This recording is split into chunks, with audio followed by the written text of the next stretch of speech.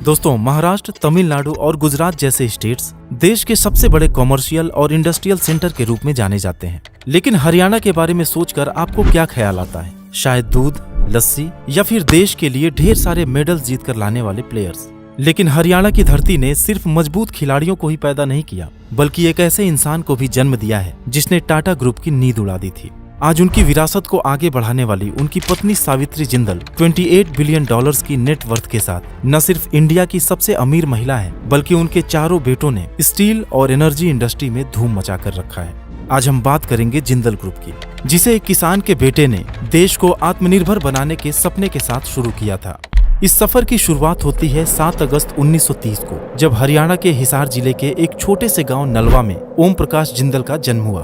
देश अंग्रेजों का गुलाम था, लेकिन 1947 में जब हमें आजादी मिली तो भूखमरी और बेरोजगारी के सिवाय कुछ भी नहीं बचा था।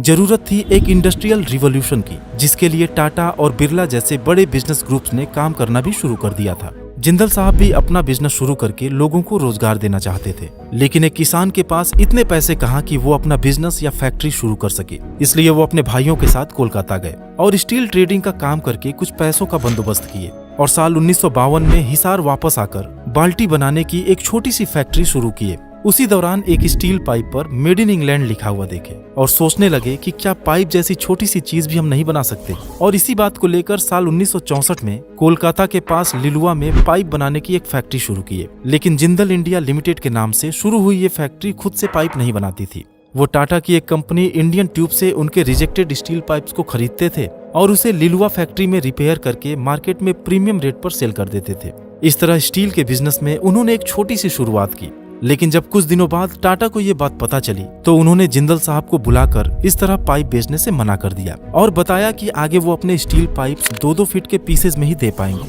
अब जिंदल साहब के पास तो हाँ बोलने के अलावा कोई रास्ता ही नहीं था। फिर वो टाटा से 2-2 फीट के टुकड़े लेकर उसके सॉकेट्स बनाने लगे और टाटा स्टील की क्वालिटी इतनी अच्छी थी कि जर्मनी की एक कंपनी इन सॉकेट्स को खरीदने लगी और उनका बिजनेस अच्छा चलने लगा। लेकिन इंडियन ट्यूब इस पर भी ऐतराज करने लगी और आखिरकार उन्होंने जिंदल साहब को माल देने से ही मना कर दिया।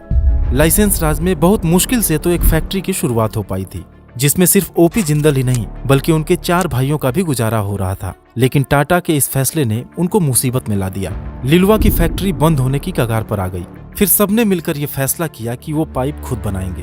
वे वापस हिसार आए और काफी छोटे लेवल पर स्टील पाइप, बैंड्स और सॉकेट्स की एक फैक्ट्री शुरू की और इस तरह से जिंदल ग्रुप के विशाल बिजनेस एम्पायर की शुरुआत हुई। दरअसल उस समय फैक्ट्रीज में इस्तेमाल होने वाली सारी मशीनें विदेशों से आती थी, जो महंगी भी थी और साथ ही उनके इंडिया आने में काफी वक्त भी लगता था। लेकिन जिंदल साहब की एक खासियत जानकर आपको हैरानी होगी, उन्हें मशीनों में बड़ी दिलचस्पी थी।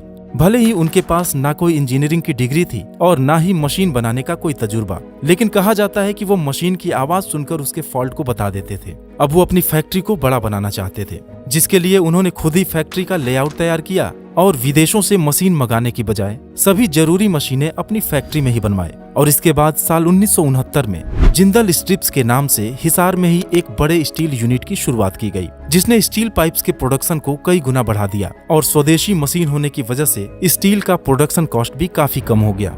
फिर साल आया 1991, जब देश की आर्थिक स्थिति काफी खराब हो गई। हमारे पास पैसे ही नहीं बचे कि हम विदेशों से मशीन खरीद सकें।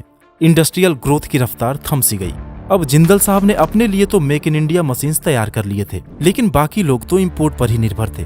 इसका रास्ता निकालने के लिए जिंदल ग्रुप ने फैसला किया कि वे सस्ती स्वदेशी मशीनें खुद बनाएंगे और अगले ही साल 1992 में रायपुर में उन्होंने मशीन डिवीजन की शुरुआत कर दी। इस फैक्ट्री की शुरुआत ने न सिर्फ देश का पैसा बचाया, बल्कि आसानी से मशीनें अवेलेबल होने से चारों तरफ नई नई फैक्ट्री शुरू होने लगी। लाखों लोगों को रोजगार मिलने लगा और जिंदल साहब ने कुछ ऐसी मशीनें और टेक्निक की शुरुआत की जो आज भी इस्तेमाल की जाती हैं। ओपी जिंदल जमीन से जुड़े एक इंसान थे, जो लोगों से मिलते थे, उनके दुख दर्द सुनते थे और शासन से उनके अधिकारों की लड़ाई भी लड़ते थे। बिजनेस में प्रॉफिट से पहले वे लोगों का प्रॉफिट देखते थे और यही वजह है कि लोग उन्हें प्यार से बाबूजी कहकर बुलाने लगे। समय के साथ ही उनका झुकाव सोशल वर्क और पॉलिटिक्स की तरफ ज्यादा होने लगा। उन्हें लगा कि सिस्टम में रहकर वह लोगों की सेवा ज्यादा अच्छी तरीके से कर सकते हैं, इसलिए वह 3 बार हरियाणा के हिसार से विधायक और 1 बार सांसद रहे। हालांकि इस दौरान भी उनका बिजनेस तेजी से एक्सपेंड करता रहा, क्योंकि उनके चारों बेटे मिलकर बिजनेस को अच्छी तरह संभालते रहे। लेकिन 31 मार्च 2005 को उनकी एक हेलीकॉप्टर दुर्घटना में डेथ हो गई, जब वो हरियाणा के ऊर्जा मंत्री थे। बाबूजी ने जिंदल ग्रुप की एक मजबूत नींव तो रख दी थी, लेकिन कंपनी को आगे कैसे ले जाना है उसकी भी पूरी रूपरेखा डेथ के पहले ही वो बना कर गए थे, जिसके हिसाब से जिंदल ग्रुप की पूरी संपत्ति को उनके 4 बेटों में बांट दिया गया। लेकिन शर्त ये थी कि पूरी संपत्ति का मालिकाना हक उनकी पत्नी सावित्री जिंदल के पास ही रहेगा। और यही वजह है कि आज सावित्री जिंदल भारत की सबसे अमीर महिला है। इसके साथ ही जिंदल ब्रदर्स की एक दूसरे की कंपनी में क्रॉस होल्डिंग्स भी है, ताकि किसी भी कंपनी के प्रॉफिट और लॉस में सबकी भागीदारी हो। बाबूजी की डेथ के बाद उनकी जगह सावित्री जिंदल ने समाज सेवा का काम संभाल लिया और हिसार से विधायक चुनी गई। और उनके चारों बेटे अपने पिता के बिजनेस एम्पायर को आगे बढ़ाने में जुट गए।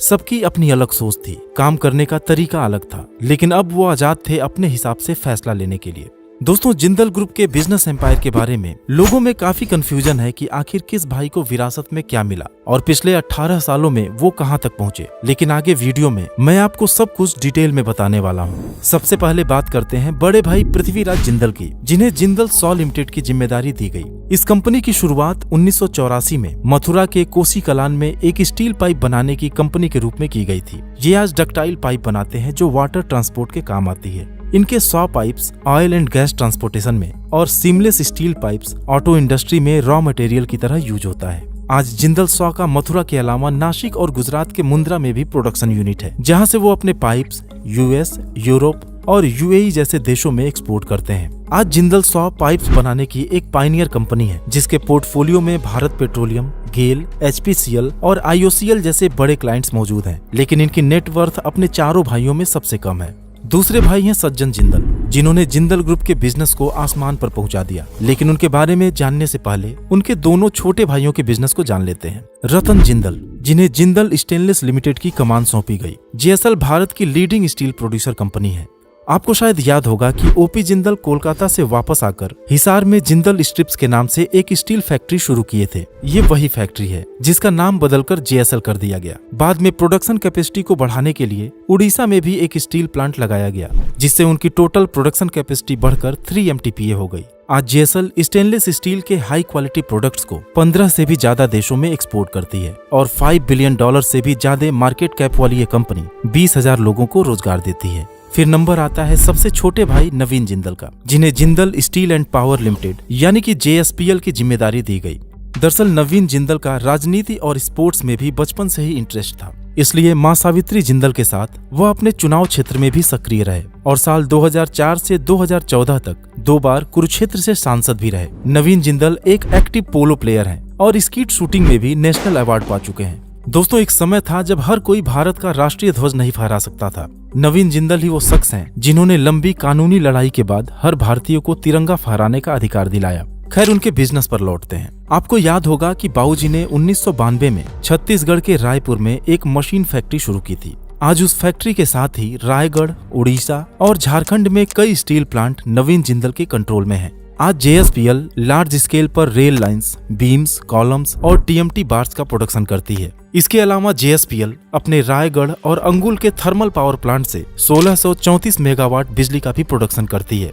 आज $8.9 बिलियन की वैल्यूएशन के साथ यह कंपनी 21,000 लोगों को रोजगार देती है। अब दोस्तों, बात कर लेते हैं सज्जन जिंदल की, जिनकी सक्सेस की भूख और रिस्क लेकर काम करने की आदत ने बाकी तीनों भाइयों को काफी पीछे छोड़ दिया। दरअसल सज्जन अपने परिवार में इकलौते इंजीनियर हैं और जब बेंगलोर से डिग्री लेकर वापस लौटे तो अपने लिए कुछ अलग काम की डिमांड की। बाबूजी ने उन्हें मुंबई भेजकर एक बड़े काम की जिम्मेदारी उन्हें दे दी।